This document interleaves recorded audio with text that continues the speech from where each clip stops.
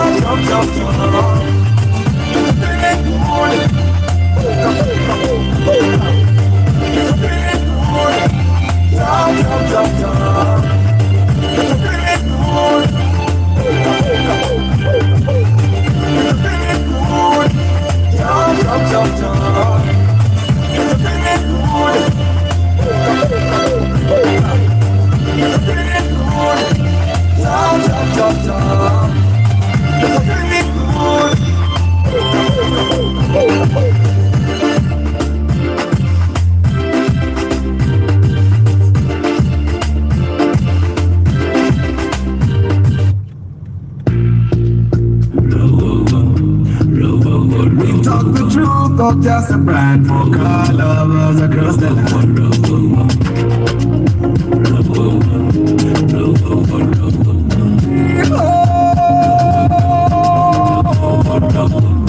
For the love of cause Uganda we roll. From dusty road to dreams of patrol. Steam ship break it down, helping every drummer in the town. For the love of cause Uganda. Welcome to the road where rubber meets the soul. For the love of cause Uganda.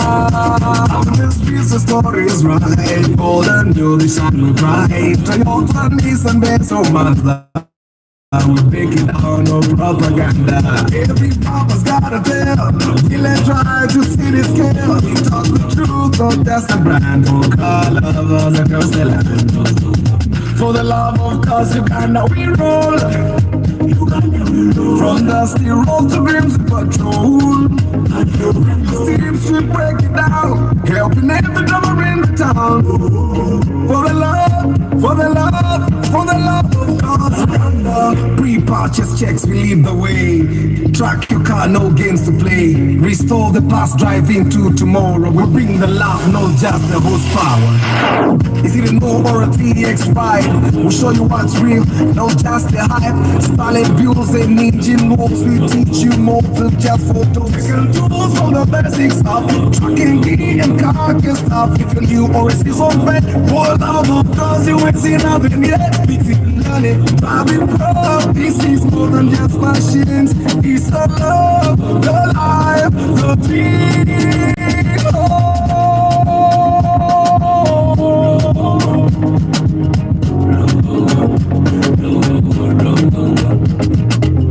For the love of cause, Uganda we roll. From dusty road to Benzie patrol. With your steamship, break it down. Helping every driver in the town. For the love, for the love, for the love of cause,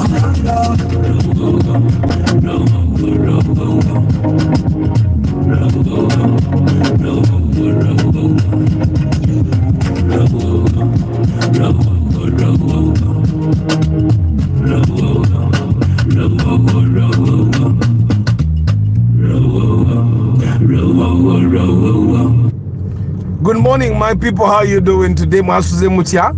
Mwasuze bulungi.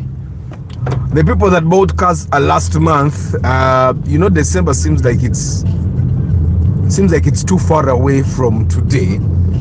December is just like 4 days ago, yeah. For the guys that bought cars last week, how are you doing today? The guys that bought cars in November, how are you doing today?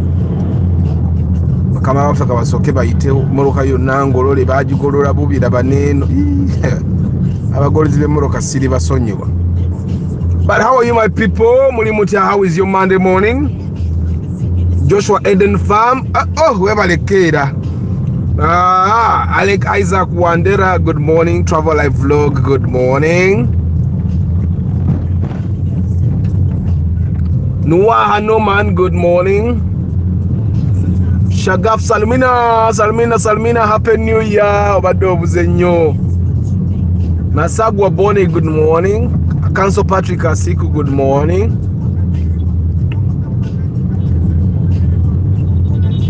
Shagaf Salmina, ragarago mulira, nze nakubanga lagedda. Paul Sema VIP, good morning. Bakisula Stephen, good morning. Abigwa Hebron Emmanuel, good morning. Balvit Julia Sengowa, good morning. Nabali Mukamoli, good morning. Masuze mutya. Do you have a budget for your car? Obansinikire muli ebinyo. Sobola okusinikira muli bwoba bwosazeewo. Do you have a budget for your car?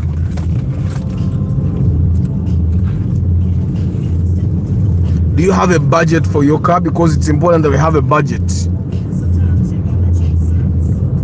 Julia Sengo oba oli otya? Ennaku z'obula oba olaze oba ogenze mu kyalo. Naye nga mwasuze mutya? Today is Monday. This is like the first Monday of 2026, yeah? There is no jam. N'oluguudo mulujjukira ebiseera ebisinga bwe ndujjako nga nziruka nga nzirayo eri ku lukuli. Because nowaba teri okubaayo jam. But today teri jam. Still abantu bapapa kati weebuuza olwo ennaku ze banaasanga nga waliyo jamba n'aba bavuga batya. I hope your night was okay.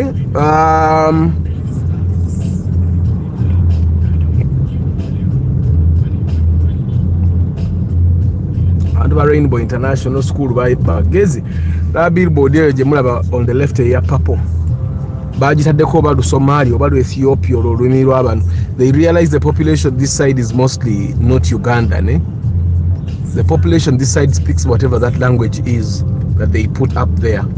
Ojirabye bagezi, whoever is marketing for them these days knows what he's doing. Ojirabye, they have put a language that is best understood by the population this side. But good morning. Oli steady nnyo. Today is Money Smart Monday, and I would like to ask you one question. Is your car budget guesswork, or you actually have a plan for your car? Ebintu ogwamu bigwe. You know how you can be asking me after if I buy the car from the bond or if I buy a car from whatever, what are some of the things that I should be able to prepare to do on that car, and I can spell each and everything for you. Ojja kukola kino okole kiri okole kiri kiyite kijja kwetaagisa. There's a gentleman we bought a car with I think the end of November. He called me and I think he blew a shock. Now, one of the mistakes that you guys make, kanchogereko kino, one of the mistakes that you guys make is having multiple mechanics and making the mechanics know that you have multiple mechanics. Okitegeera?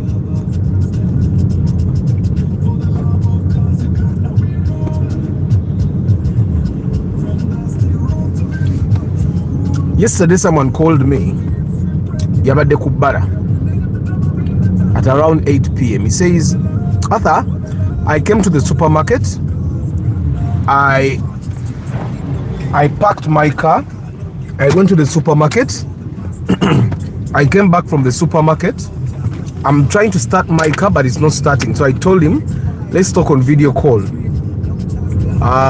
So I called him on video on WhatsApp, yeah, and then he shows me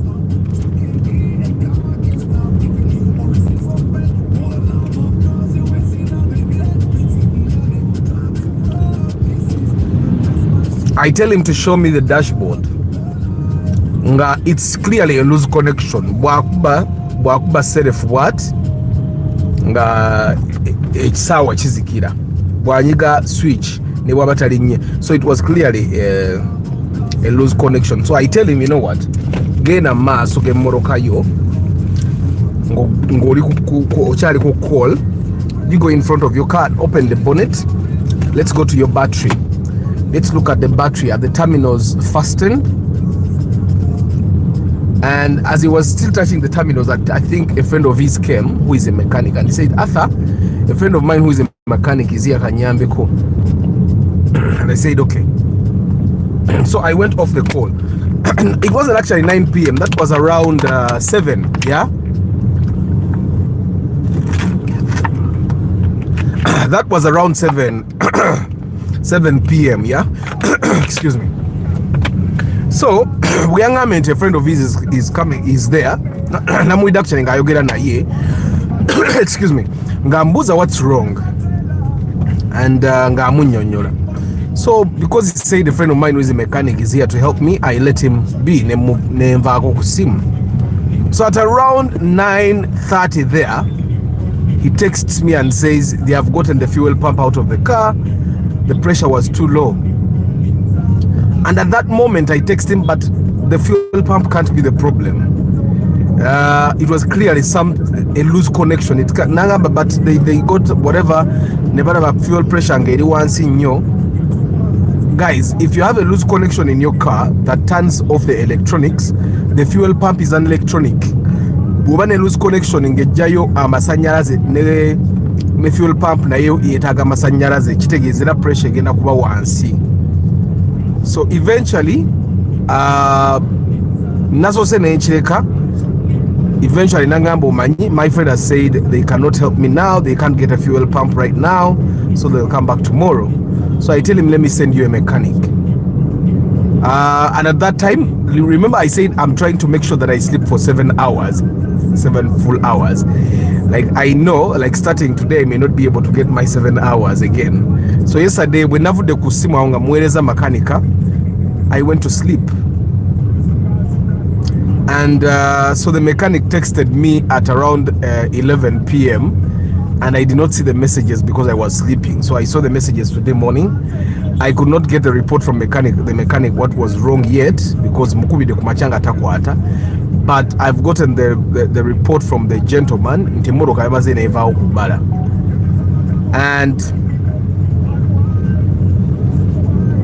And I asked, the gentleman told me, you know what, the fuel pump had no problem, but we fixed. Then he billed me this much, and yeah.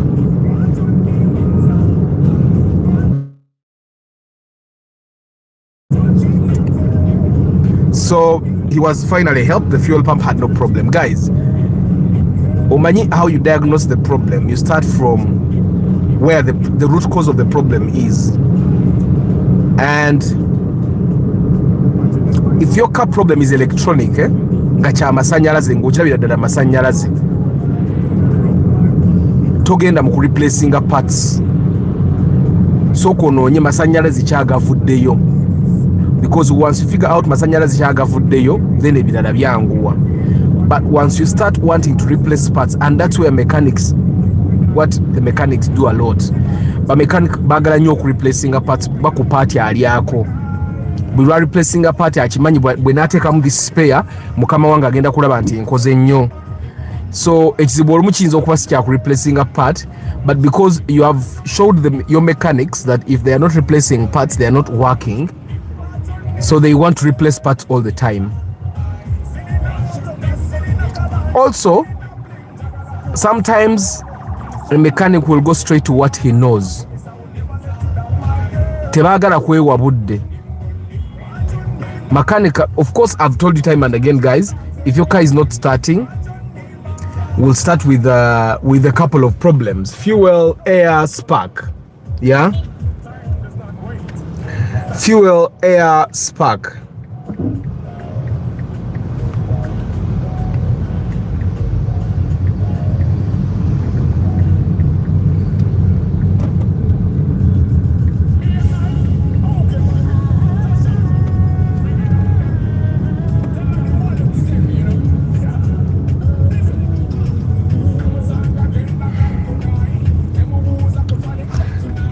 So we know, and that's the rule. I think even the mechanics mastered this rule.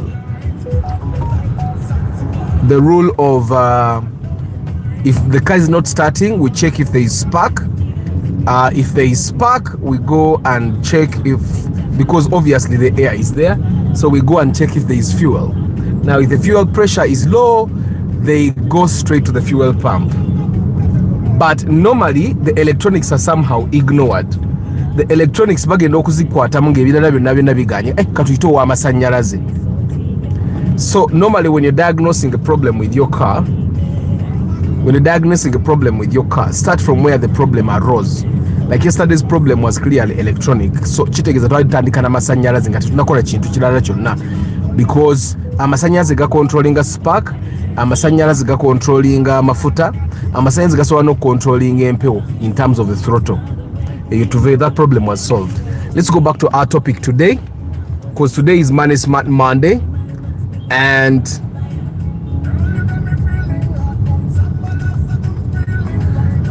I just thought we should talk about budget. Your budget is failing because it's not a budget, it's guesswork. Most of you guys guess stuff, eh?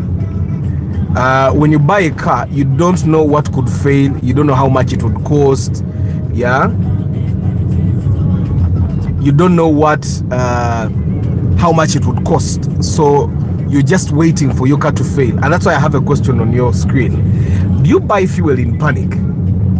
Because if you ever buy fuel in a panic, if you ever buy fuel in a panic, then it means you don't have a budget. Yes, you know you have to buy fuel, but you never budget for the fuel. You wait for the fuel to almost be running out and then you buy. Nzenga Arthur, I find that nze muruka yange bwe tukamu half tank nga ntandika okuplaningira okugula amafuta, sometimes igirina tukamu half tank kasita nzijako babbiri nga nzirawo nga nzijuzaawo. So we are not going to be talking about buying cars, we are not going to talk about engines, we are going to talk about money, because it's Money Smart Monday. Yeah, and when you hear people say my car eats money, yeah, it's because they did not budget for that car. You know, we are never saying I eat money. Normally but we osanga omuntu agangenze kulya ku sente zange omanya agenze kuonoonako. So when you find people saying my car eats money, it means they're spoiling. According to them, they are spoiling money. They were not supposed to put that money in that car. So that's why it feels like nze bwe mugamba nga nti emmotoka erya sente zange, kitegeeza esente zerya saaziplaninga. So car owners don't plan for cars, they react to what the cars are. Fuel is bought when the needle is low, service is done when the car complains, repairs happen when the car breaks down and embarrasses them. So they are not, literally they are not budgeting, they are guessing. They are guessing or they are panicking. You get. And guesswork or panic is very expensive. Very expensive. You need to understand. So let's talk about fuel first. My question to you is, do you buy fuel in a panic?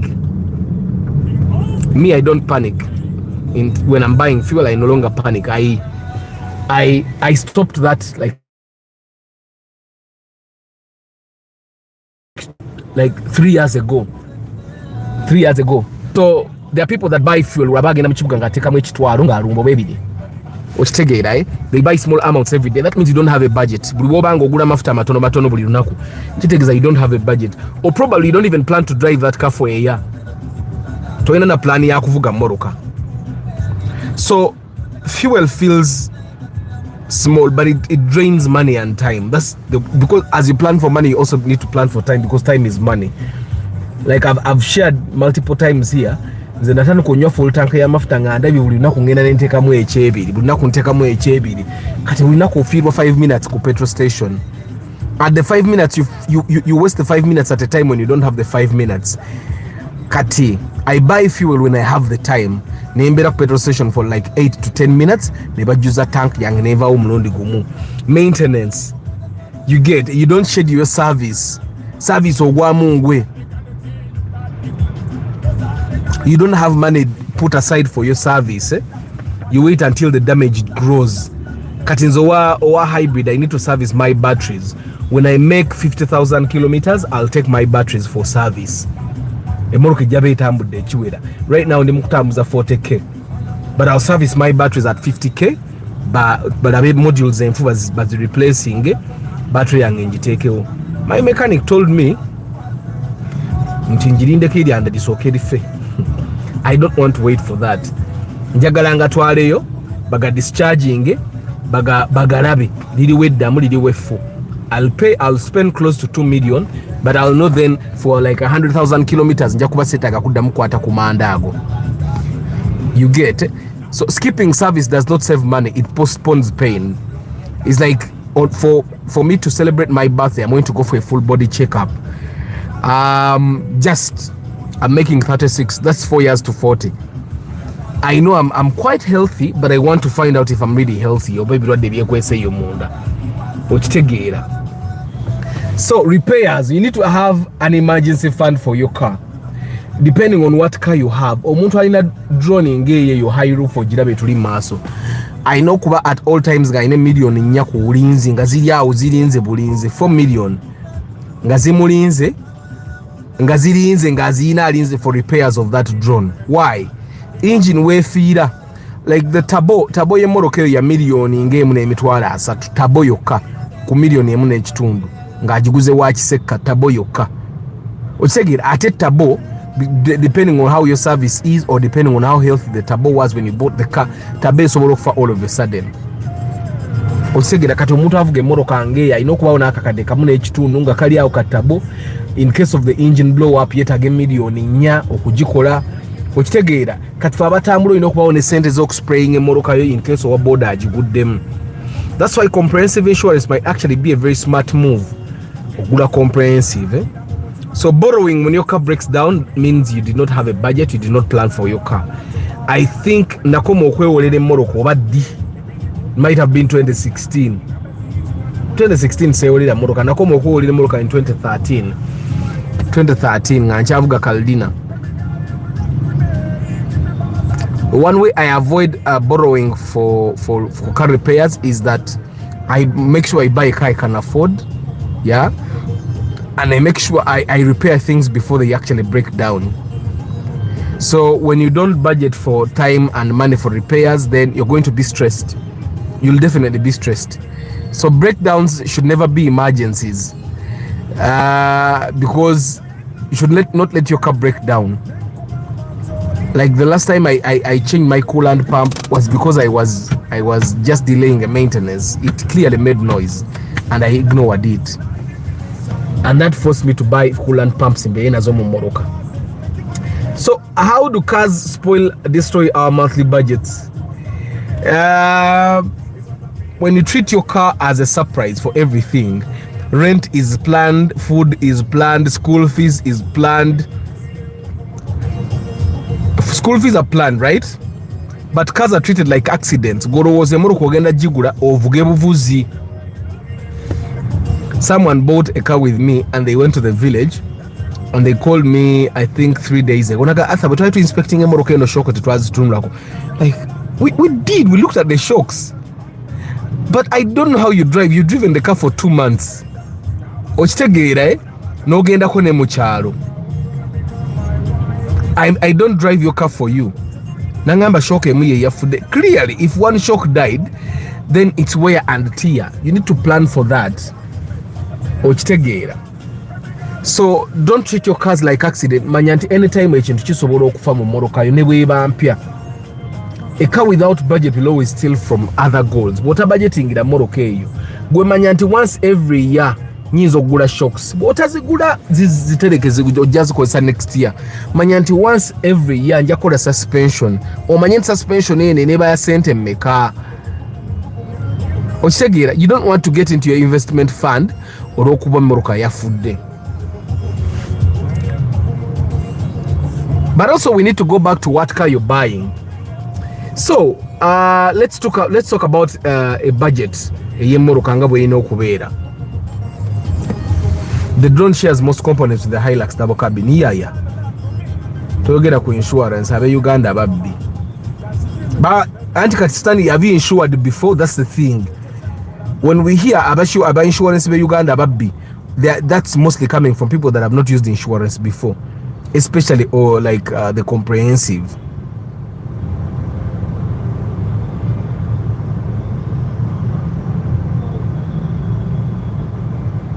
So let's talk about budgets, how your car budget should look like. 1, fuel.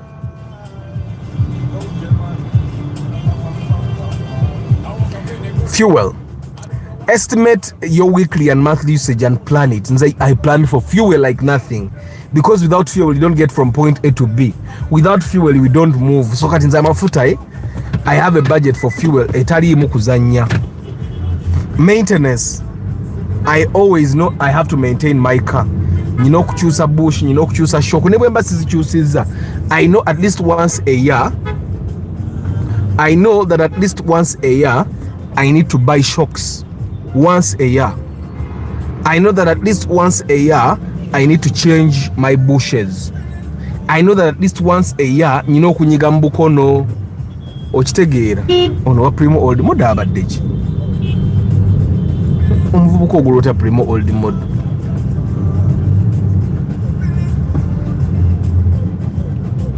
Okitegedde once a year. Emergency. Guys, put your money on the take out senza emergency, especially for things like this. Battery esobola okufa anytime. Ate nabagamba mwe bagaya bagule mmotoka mu bond. Your battery nze mmotoka ne mbana akajija mu bond battery never the next day siddayo. Because ereje bagenda okumpa egenda fa mu banga tono. Okitegeera So I always have money for batteries on the emergency. Better ne sente is a sensor, bu sensor bwa mitwalo 5 ku 15. Have that budget for buying sensors that may die. Mass airflow sensor, simanya oxygen sensor, simanya noko sensor, okitegeera VVTI sensor, obo bu sensor obumanyi okufa ngate without warning because the cars we are driving are old. So you need to have an emergency fund there. Tires ompira gusobola okwabika out of the blue. Okitegeera, like me, I replaced 2 tires of the front. Jema begajikyali okay. But you need to have nebo no batoguze mupiira. Repairs enaku zino ze mipiira sikyakuba biraka biri bya mpiso. Ngendo omupiira ne bagujjirako ddala ne bakuba ekiraka ky'omunda. It's better. Ekiraka ky'omunda kya mutwalo. You get it? But you need to have that money on the side. Nti bwe kibaawo you replace it. So windscreen. We live in a country where trucks are open. Batambuza mayinja akayinja kayinza ovaayo ne kakubenda birwamu yo nejja mu crack. Have the money aside for buying a new windscreen. A new windscreen will cost you between 200 to 300,000 depending on what your car is. Okitegeera beera nazo nga zikulyawo. Beerawo ne sente z'abaana ababba side mirror obwo bulabirwamu ka mutwalo kasala ate nga kalungi. Mutwalo bagu mu kitundu. So have that money on the side for when that kind of thing happens to you. Prepare, have an emergency fund. Insurance. Kati fe insurance yafe kubera ne sente zo wa boda nga akuguddemu okitegeera obusente beerawo nabwo obukutula ebyo ebizibu mangu okitegeera. Then also probably one thing I can tell you nze nga Arthur, it's that cars don't become expensive overnight.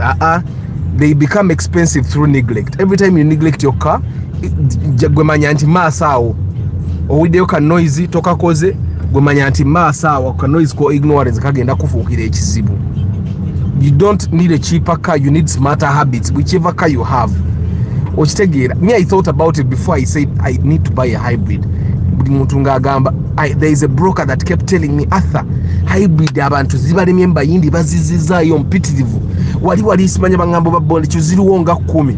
Bwe natuuka okugula hybrid ne mugaa tugende kweze 10 kwenjagala okugulemu. Teyantwalayo nga teziriiyo. People can be telling you things ebikumalamu amaanyi. N'olowooza bamanyi nnyo naye ng'ate tebamanyi. Okitegeera. Nze gayi yaŋŋamba waliwo hybrid nga 10 abantu bazizizza zibalemye. Ededeze bwe natuuka ne mugaa njagala kugulayo emu nze ndi ready because I had already gotten a place where bana Land Cruiser tebamanyi mmoroka bazunga buzunzi. Simanyi wano waliwo omusirikale. Okitegeera. Namugamba tugende kwezo hybrid 10 eziremye abantu njagala kugulayo emu gigule million zange 15 ngende omwana w'amanda agankolere million zange nga 3. Okitegeera nkola amasannyalaze gayi nga talina gyantwalako yalemerera okitegeera. So that's how I knew that, you know what, I think I need to buy myself a hybrid. Abantu abasinga aboogera hybrid tebamanyi. That's why Sandy bwagambye aba insurance babbi kwe kumubuuza waka-insuring emmoroka mmeka. Me, I'm going to insure my car. Okitegeera engeri gye yaweddeyo kabankolere transfer bweggwa tuteekemu comprehensive. Tekeo comprehensive ntandika okubanga bu repair obwekyana ekitoobo sikyabwekolera nteeka mu buteesi insurance nempaaka sente. Okitegeera. When I get that experience, then I'll be telling you guys manyi comprehensive ya kibbi. So planning removes the fear, budgeting removes the stress. Me, I want to live a planned life. Ngezaako. Are there any options for lifting the front side of the car to increase ground clearance? Ante moroka ina kwenkana Armstrong ani yakusitulire moroka yo. Moroka ino kwenkana. You're not going to lift just the front. You're going to lift the entire car. Your car needs to be equal. Kitegeeza bw'oba baali basitula maaso ne watasituka, you're going to get the mechanic, tell him to take out the entire suspension or whatever he says he needs to take out. Then they'll buy springs that are equally strong, buy spacers that are equal, and then redo the entire car, both front and back. Yeah. So guys, I have a question on your screen. Do you buy fuel in panic? Someone said yes. You need to stop it. If you buy fuel in panic, it means you don't plan. Let me tell you how you can plan. Instead of buying fuel of 10k every day, if you use 10k every day, buy 50,000 on Monday morning. Then just know for the rest of the week, you're not buying fuel. That's planning. For me, that's how I started. I do that. Every beginning of week or end of week, I buy fuel and I know that I'm not buying fuel again for the rest of the week. And it gives me peace. Okitegeera. Nze ekintu ekimu ku bye saagala kwegayirira abasirikale. Saagala. Bannange saagala kwegayirira abasirikale. Ate abasirikale be Uganda baagala obbasinza. So one, when I'm driving, bwe ndaba omupiira nga gunaatera okugwako, empiira gye najja ku moroka yange baali baagala gigula bagiteeke ku moroka endala. Naye mbagamba muzeeke ngitwala mu studio. So my studio ya For the Love of Cars ejjuddemu emipiira. Wano gye twajja kawuna eri 2018 mipya. Twagitereka omukyala era namugaa tugule emipiira gyaffe ena mipya. Kaloole kaffe kavaayo leero. Ako nako emipiira tunalo tugijja kungenda giteeka mu studio. Why am I doing those things? There is a concept I'm trying to build for the studio. And it requires a lot of tires as well. So, omusirikale bwanyimiza, I am confident alina kyangamba. Because normally omusirikale we Uganda bwakuyimiza asooka kutuna ku mipiira. Bwakuyimiza naye emipiira gyo nga giringa egiweddeko ng'alyoka aleekana. You man. I can't. Omusirikale eyasembayo okunyimiriza nga emipiira gyange giri mu kuggwako. yanyimeza n'atuzo w'emundu mu mmoloka yange w'emundu nanga tugende tupakinga ku CPS IOV yakebere mmoloka and I was like you guys can't give me a receipt for tires tugende mpakinga mmoloka yange olw'emipiira nti IOV ajja akebere. That very day naddayo nengula emipiira ena nenjiteeka ku mmoloka yange ku Raktis era egyo emipiira omuntu yagula Raktis yange gye yagulirako. So from that time saagala bintu byakuwoza na musirikale, njagala omusirikale annyimirize tubeere professional fembi. Bw'annyimiriza nsa I don't even know why traffic officers stop us just like that. Emmoloka embi ne zibayitako ffe ne batuyimiriza ab'emmoloka ennungi ne bwebuuza do we have a right to ask why have you stopped me? Katonda mulaba aba border zebra crossing bagifuula ya border kati. And that's wrong. It's not supposed to be like that. So guys, let's start planning. Do you have a car budget, guys, or you guess? And of course, let me ask you, which car expenses surprise you the most? They should not. You should have that car money on the side. Because if your car is helpful to you, then you need to have a budget for it so that you're not surprised. Honestly, today's topic discussion tells us to always have an emergency, not only for our cars, but by the way, guys, taxi sebagidda atikulidde abantu wano mu kkubo nange kamuyingire musobole okwanguwa nembulamu bwa bulijjo tutaga emergency fund. We need to plan for everything, but we also need to plan for old age, guys. Temukyerabira ekyo tuplaningira obukadde bwaffe. I know some of you guys still believe nti bw'ozaala abaana bajja kulabirira nga okaddiye. Bambi temuzaala abaana bakubalabirira nga mukaddiye. Muplaningira obukadde bwammwe, muteekewo akasente ng'osobola okupangisa nurse. Okitegeera nga bw'onooba mulwadde, you can hire a bedside nurse to look after you. Abaana oleme bbawa buzibu, abaana bastruggling nabo balina abaana abaabwe, olimu bakubira mperezaayo sukaali because you did not plan for your old age. It's important, guys. Nze abaana abange siba banja, njagala gezaako kweplaningira bukadde bwange. Okitegeera, plan for your old age so that you don't. Abantu abamu bazaala abaana bangi, olina azaala abaana musanvu, kale munaavaamu abasatu abanandabira noga kati ate gwe ng'obalabiridde gwe kitala kitadde ffe. Olaba okupleading okwo, you're pleading while crossing the road because you did not plan. Ekitala kitadde bammoloka clearly. There is a video I saw oba nsi ki balina ba mascot ku like traffic lights. Ow'emmoloka bw'ajja n'ayitako ku kitala ku stop y'emmoloka katono nga mascot ajja agikubakuba paka bwaddayo emabega, owa piki nga gyamukubakuba paka bwaddayo emabega. My old age, I want to be like Mr. Muhammad Kachika. Ntuddawo supplying milk nga bwentunda nga neebaka. Not just milk, guys. You can do other things. You can do other things as well. Kati gwe start olimu events. You can actually, in your old age, you can have an events company that is functioning. Ngati wetaga gendayo. Okitegeera, I find that the problem with us, sorry to say, but fenga Africans, fena tulowooza buli muntu anaakaddiwa alina genda kulima. Ffe bwe tulowooza start zimba company ya events ng'esobola okubeerawo nga toliiyo nga ba reporting, you see reports, you get, it's possible.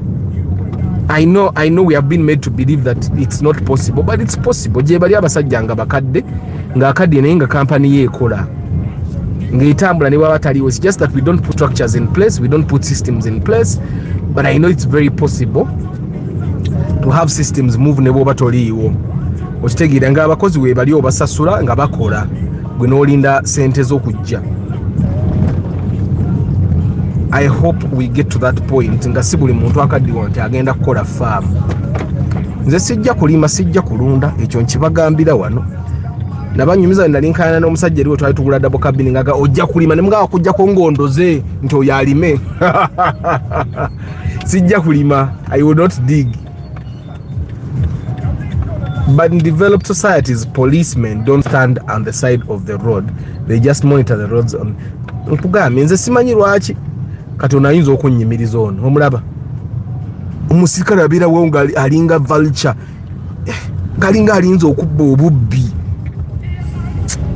simanyi na kumanya. Build systems is the only way to go. Guys, let's build systems by the way. Ekyo kintu kikulu. Systems nga ne bwoba toliiwo. Mwalaba Super Cup Blonde bwe yali yatandika ali yekka nga yakwata video ze. Now she has a team.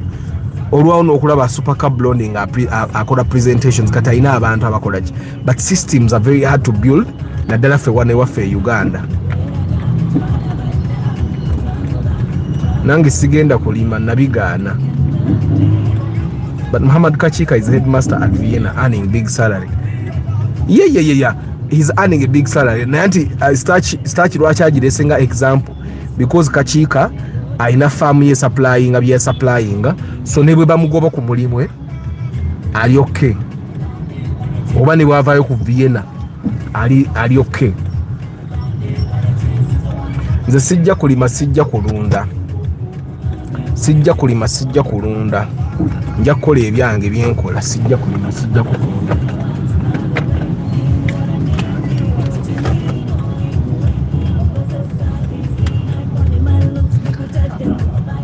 Guys, as you start the week, don't destroy finances with your cars because cars don't actually do that. Fitu byeyo nonera.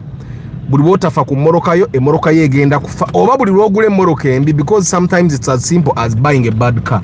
Mwebe ngamba togula kika kya moroka eno n'ogenda mbachalibo ne bakugamba oyo Arthur bwavu bwe bumwogeza. Emoroka ezimu zaavuwaza by the way. That I can tell you. Emoroka ezimu zaavuwaza. Era some of those cars abantu abamu bemanya abazina bagezaako kulaga nsi nti tebali bubi naye nga in actual sense tebali bulungi. Kati mu kwagala okulaga ensi nti toli bubi n'oyavuwala because you're trying to show the world that you're not badly off. Cars don't destroy your finances. Poor planning does. And obviously if you give your car a budget, it will stop stealing from other aspects of your life. It will stop stealing from your future. Yeah? So nze mbagaliza obulamu obuyiga okuplanningira emmoroka because emmoroka eri part of us. Emmoroka tekyava mu bulamu bwange. Tekyava mu yonsokola kyawe. I'm not too picky about what I drive, but I'm picky about how expensive a car I drive. Me, I realized you don't need a TX, you don't need the ML Formatic, you don't need a Touareg, you don't need a Hilux. So, I've told you time and again, guys, some of the people that I know that bought Hiluxes for farming, they don't actually need the Hilux. They just wanted the Hilux for status. Nti nyina farmu yange, nyina ne Hilux change kyenvuga nga ngenda ku farm. That's why most people buy the Hiluxes. Naye ebiseera ebisinga omuntu agula Hilux. I was telling you to the gentleman that bought the Hilux gye twagula ku 31st. Ne muga kati eno Hilux ogiraba. Oli mugigula nti ogenda gisombesa busa. Naye moroka twagigula eriko n'akatundubaali mu akalaba. Ne muga akatundubaali kennyini ojja kuba toyagala kajjako kugitikka busa. Agakyo oyogera kituufu naye nze Hilux kati ne mmanya nti kati now he's buying the Hilux simply because he wants the Hilux, not because it's going to give him anything in particular. So me, I know for a fact nti abantu abamu ennaku zino kati abagula eze moroka tebazigula because the cars are going to give them anything in particular. No, they buy the cars because, well, esaawa eno mpulira gye njagala okitegeera. And I think one of the things that we need to avoid fenga abali wano for the love of cars, we need to avoid buying cars based on emotion. Let's just buy cars based on reason. And obviously I'm not a very good mathematician, but I know that math should be a very big influence of why you buy your car. Okitegeera. Guys, njagala basibula nga mbaganze sijja kulima mu bukadde bwange, sijja kulima sijja kulunda. Kankole ebirala mbigatte bwentyo ntuke nga mbikola. Sijja kulima sijja kulunda. I know traditionally in Africa batugamba tulina okulima nze sijja kulima sijja kulunda. Kyo nkigaanye. Nsuubira okubalaba mu bukadde bwaffe nga nzija okubalambula ku faamu zammwe. But all in all, guys, mulekera okugula mafuta in panic nti bulina kubwokera bwoti egenda kusika n'ogenda ku mafuta n'onywayo ekitwalo. Bw'oba Morocco ogivuga omanya sente z'okozesa buli wiiki because a month might be too much. but omanyi sente z'okozesa buli week, omanyi ze weetaaga buli week. So plan for that. Buli week ng'etandika teekamu amafuta agakumala week eyo. Okikole week. Ojja kulaba nga your life gets a little bit better. Kyekimu ne ku mmere. Nze nakule wajja jange ng'agula koota ya sukaali. Ne mugana ejja lwaki ogula koota. Kati ye yakimanyira asigala ne bw'aba alina ssente mmeka agula koota ya sukaali. Nze I know sinywa sukaali nze nga Arthur, but abe wange bomba banyi banywa sukaali. So every week when I go to shop, because I shop all those things, litwali tupulirira omuvubuka aina omukazi n'omwana, amulekera yagamba bwe yamulekera ngo omutwale ewaka buli lunaku ngo omukazi tafumba alya out, kati mwamulekera 1500 buli lunaku kyokka naye n'asuubira okulya emmere engazeeyo nga tumugaga oba olaba omutwalo kale gw'omuwa agwonuna bwonoonye, you buy things obyawaka obiteekewo ewaka, kati awo ne bw'omulekera 5 gula akasawo k'omucere kateekewo, gula ebijanjalo biteekewo, gula akawunga biteekewo, gula ebinyeebwa teekawo, mu fridge teekamu by'oteekamu, ng'omanye nti kati emmere eri basic ngitaddewo. Otange 5 z'omulekera za kugattirizaako. Ate n'omukazi bw'aba ali stay home, omulekeremu obusente bwe yeeterekera ye ng'omuntu. Kati me I learned earlier on in life that life is easier bw'oba nga waliwo emmere eri basic. Kati omanya abaana bange basinga kulya ki ng'obigula ng'obiteekawo. Bw'aba baagala nnyo omuceere ng'oguteekawo, bw'aba baagala nnyo akawunga, because there are people that like portion. Nga baagala nnyo ennyama giteekewo, omanye nti buli wiiki balya kilo mmeka, ziteekemu mu fridge zibeerewo.